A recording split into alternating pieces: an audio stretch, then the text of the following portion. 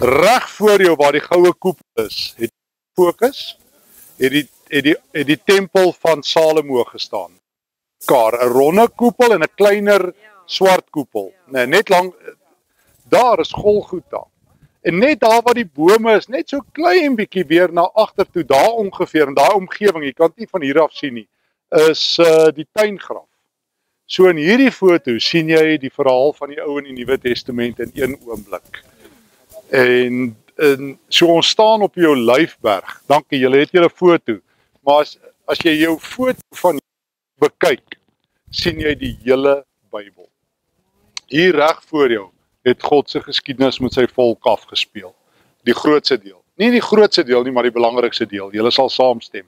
Hier het die tempel gestaan, die tempel waaroor Jeremia uiteindelik, wat Salomo in 1 Konings 8 gesê het, Here, ons kan nie hier bly nie, maar as u heiligheid hier sal openbaar, ons gebede sal verhoor, hierdie tempel gestaan. Die hoogste plek van die tempel, waar die duiwel vir Jesus gesit het, sou op hierdie hoek gewees het, waar hy sou gesê het, spring hier af, en u sal nie die voet in 'n klip stamp nie. En dit is hier waar die profete, soos Jeremia, in Jeremia 7 gesê het, Here, hoe kan u in hierdie plek wees? Plek van goddeloosheid.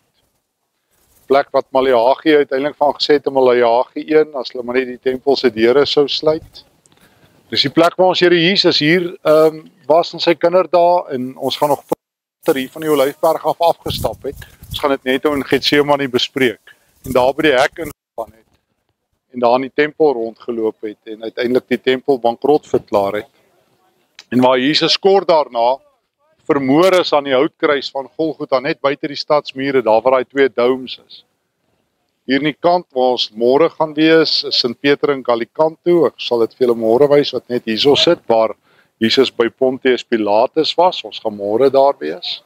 Maar vriende, net vir 'n oomblik, dink net vir 'n oomblik, hier kan jy jou hele geloof in een foto vasvang, as jy net agter die skerms inkyk. Vandag staan die Dome of the Rock daar, en die Al-Aqsa, maar presies daar het God se plek gestaan, God se huis, die huis wat uiteindelik deur Jesus vervang is, daar aan die Golgotha houtkruis. Is dit nie aangrypend nie?